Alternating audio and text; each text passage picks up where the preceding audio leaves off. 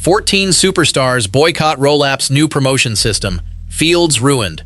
This is not clickbait. It is a full-scale player rebellion. Golf's biggest names just turned their backs on Rolap's master plan. The result is a tournament schedule that looks more like a Corn Ferry rerun than a PGA Tour season. And honestly, the pure arrogance makes my blood boil. Regular fans fork out thousands to watch elite golf, yet these country club millionaires throw their toys out of the pram because they do not want to play in the Challenger Series, refusing to tee it up because their status is too fragile. It is a disgusting display of entitlement.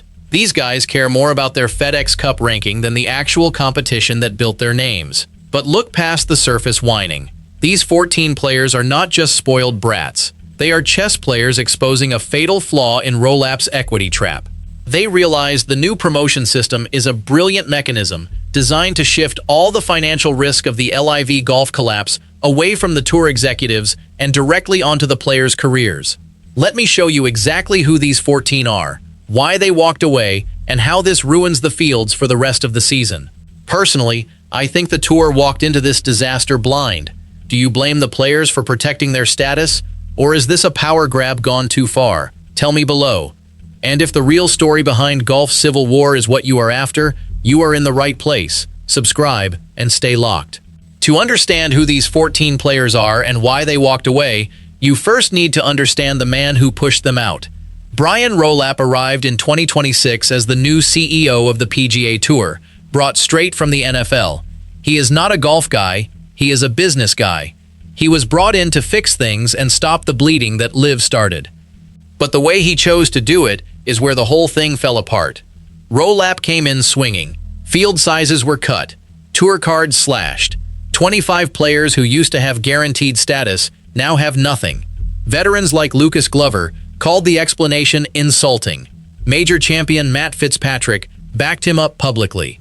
The tour blamed the cuts on pace of play. The players knew what this was really about: control, squeezing the middle class to protect the elite at the top. But let us pause here for a moment, because this is where the resentment started building. These were not just random cuts to tournament fields. This was a deliberate restructuring designed to create a permanent underclass of professional golfers. The players on the bubble, the ones fighting to keep their cards every year, they saw the writing on the wall. The tour was not interested in helping them build careers. The tour was interested in protecting the top 100 players, the ones who sell tickets, the ones who drive TV ratings. Everyone else became expendable. That message was received loud and clear in every locker room, every practice range, every player meeting. Let us talk about what this actually means for a player trying to make a living on the PGA Tour. The difference between having a tour card and not having one is not just about prestige, it is about millions of dollars. When you have guaranteed status, you can plan your schedule. You know which tournaments you can enter. You can secure sponsorships because brands know you will be on television. Without that status, you are scrambling. You are playing Monday qualifiers. You are flying across the country hoping to get into a field. You are grinding just to survive. And Rolap's cuts made that grind even harder for dozens of players who had earned their way onto the tour. Now, above the PGA Tour sits the USGA and the R&A.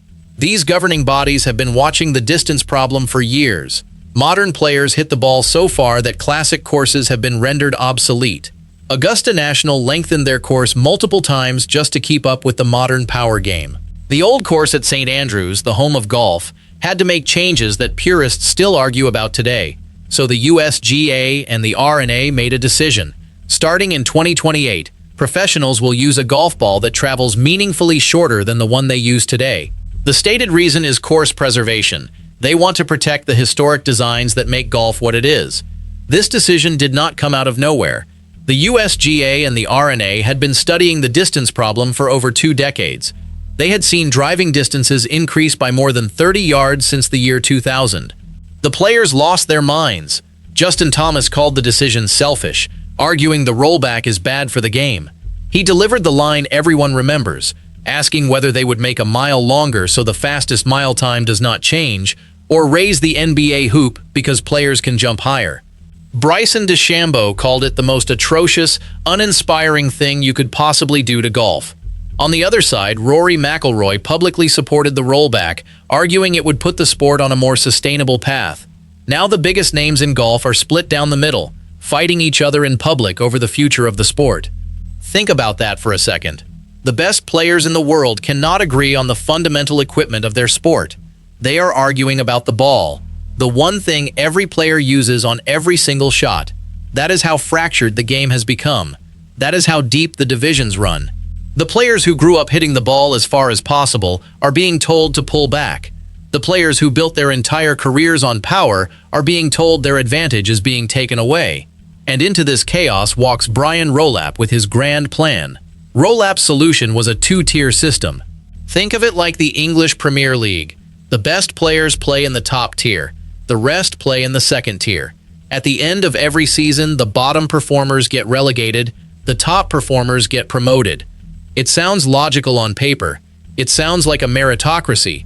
But the players immediately spotted the problem. There are no shortcuts back to the top, no sponsor exemptions, no wild cards, no medical exemptions if you get injured. If a superstar has a bad month, a bad injury, a bad stretch of golf, gone. Playing in the second tier. Your brand takes a hit. Your endorsements take a hit. Your career trajectory changes completely. And top-tier players are discouraged from playing second-tier events, so if you get relegated, you are trapped with no way out until the next season. That is a closed shop for the elite. Rory McIlroy said it best when he called the second tier a glorified Corn Ferry Tour, the tour's developmental circuit, the minor leagues.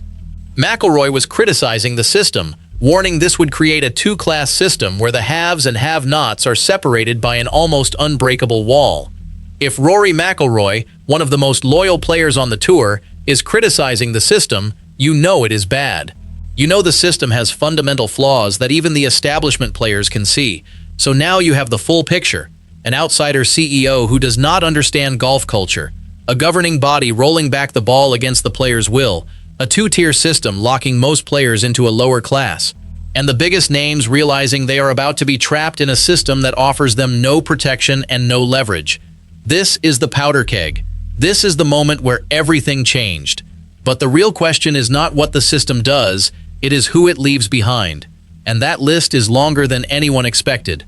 So let us start with the first name, Jon Rahm, world number 3, two-time major winner, the man who was supposed to be the future face of the PGA Tour. Rahm left for LIV in December 2023 on a deal worth somewhere around $300 million.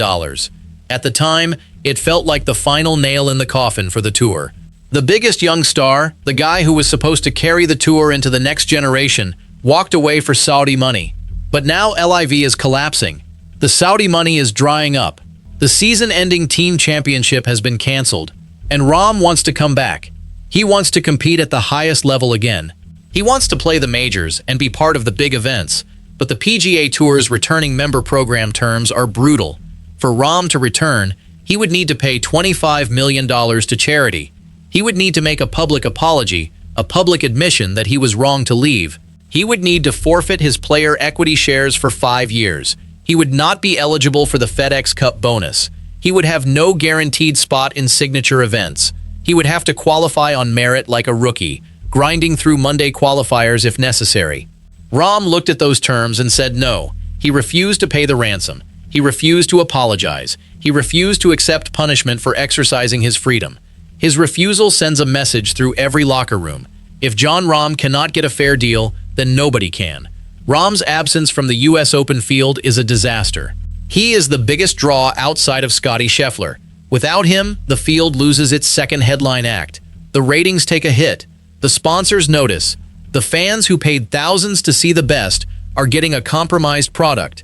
Now let us talk about Bryson DeChambeau.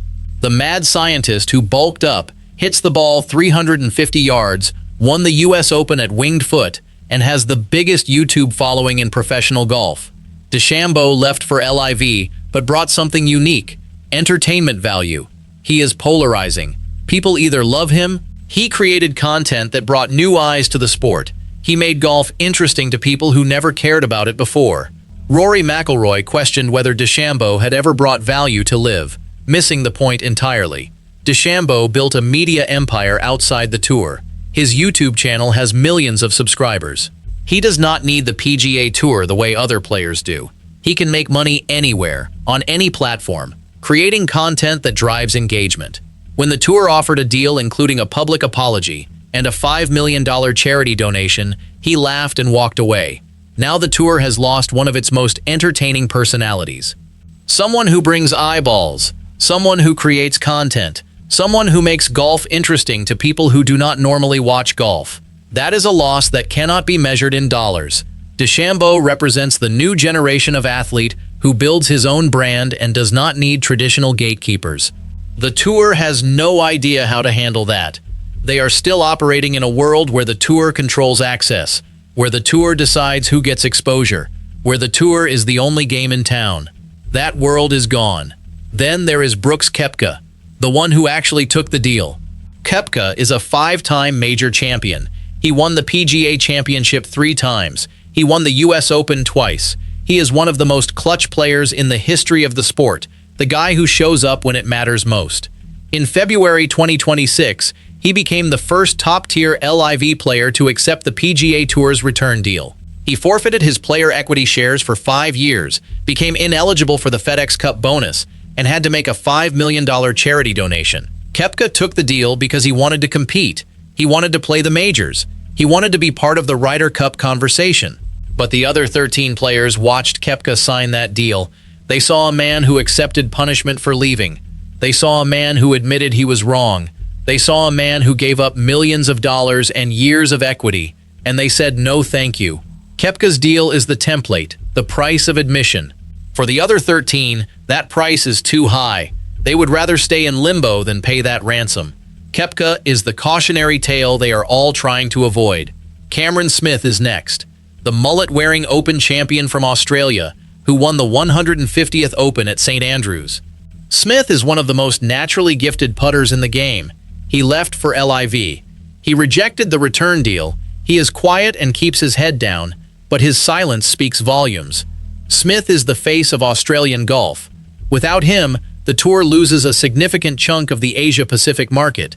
Tyrrell Hatton is next, the Ryder Cup firebrand, a fan favorite in Europe, a key part of the European Ryder Cup team.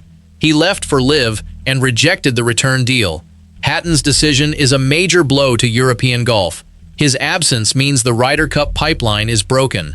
Dustin Johnson, the former world #1 who dominated golf for years and won the Masters in 2020. Johnson left for LIV in 2022, one of the first big names to go. When the return deal was offered, he started exploring legal loopholes to void his LIV contract without paying the ransom. If Johnson succeeds, the whole system collapses.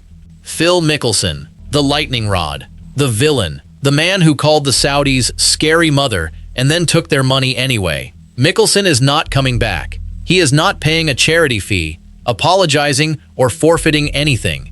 He is fighting, using his platform, making the tour's life miserable. Sergio Garcia, the Masters champion, the Ryder Cup legend. Garcia left for LIV and rejected the return deal immediately. He brings drama, intensity, and viewers who want to see him lose his temper. Patrick Reed, the ultimate villain. Reed left for LIV and was excluded from the return deal entirely. No offer, no pathway back. The tour does not want him, and Reed is thriving as the villain people love to root against. Louis Oosthuizen, the nearly man who finished second in majors more than almost anyone. He left for LIV and rejected the return deal. His absence is a loss of grace and class. Ian Poulter, the Ryder Cup glue, one of the best match play golfers in history. He left for LIV and said, "I have no regrets. He is not coming back. He is not apologizing." That message is spreading. Graham McDowell, the US Open winner. McDowell left for LIV and rejected the return deal. He warned younger players that the tour is a business that will protect itself at your expense. Martin Kaymer, the former world #1, the 2-time major champion. Kaymer left for LIV and has been forgotten. A cautionary tale for every young player. And finally, Taylor Gooch, the young gun who won 3 times on LIV. Gooch left for the money.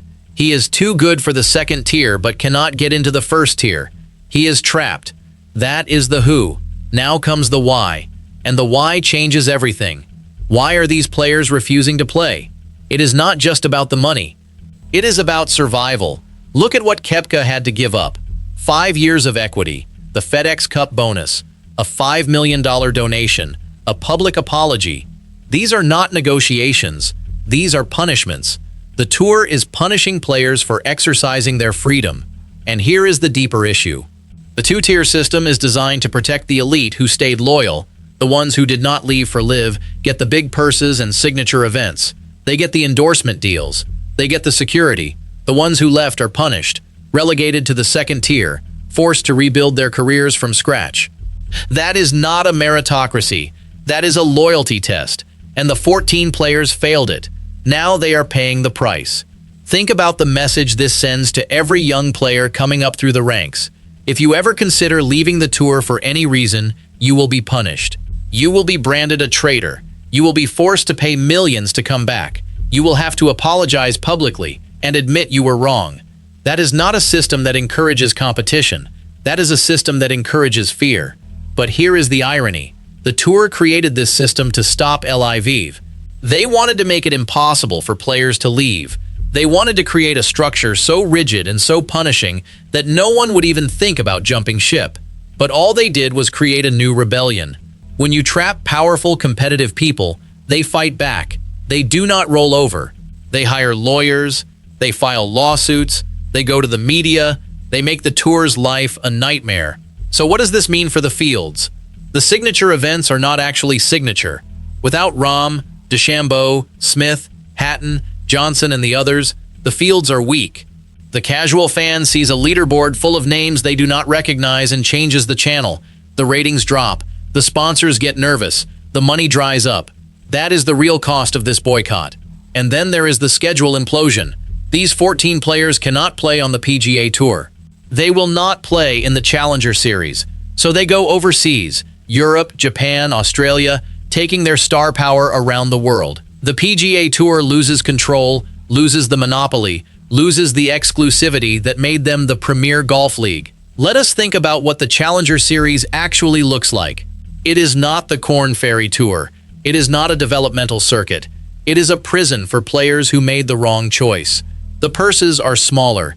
The television coverage is minimal. The sponsors are second tier. The courses are not the famous ones. And once you are in that system, it is almost impossible to get out. You are playing in front of fewer fans. You are not getting the endorsement deals. You are slowly fading into irrelevance. And the top-tier players are not allowed to play down to help you. So you are stuck. Now let us talk about the final irony. The PGA Tour created this two-tier system to stop LIV from poaching players. Instead, they created a system that punishes the very players they want to bring back. It makes it impossible for the rebels to return, forcing them to stay away.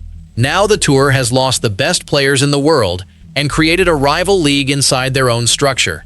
And the US Open is coming. The 2026 US Open at Shinnecock Hills, the most brutal course in American golf. The last time they played there, the scoring average was over 75 in the third round. Players called it broken. They called it unfair. And now the best players might not even be there. Rahm is not there. DeChambeau is not there. Smith is not there. The fields are ruined before the first tee shot is even hit. The US Open is supposed to identify the best player in the world, but if the best players are not there, it is just another tournament without the stars, without the drama, without the excitement.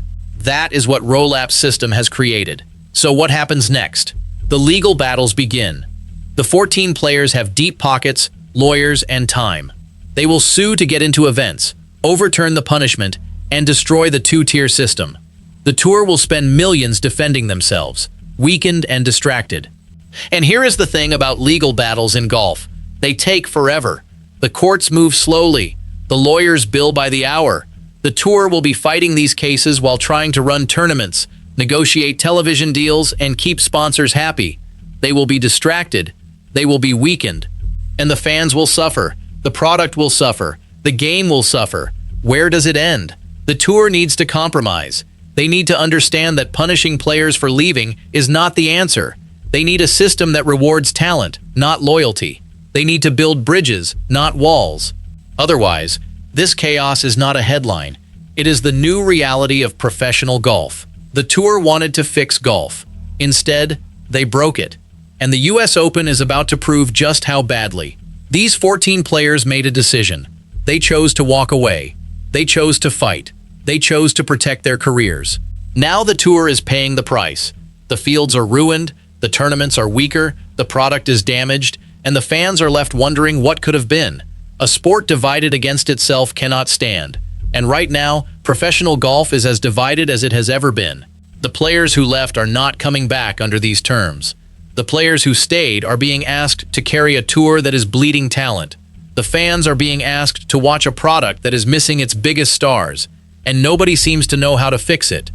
Personally, I think the tour created this monster. Do you think the players are right to fight back, or should they accept the terms and move on? Drop your take below. And if you want the full story on every player and every twist in this chaos, hit subscribe because this story is not over yet.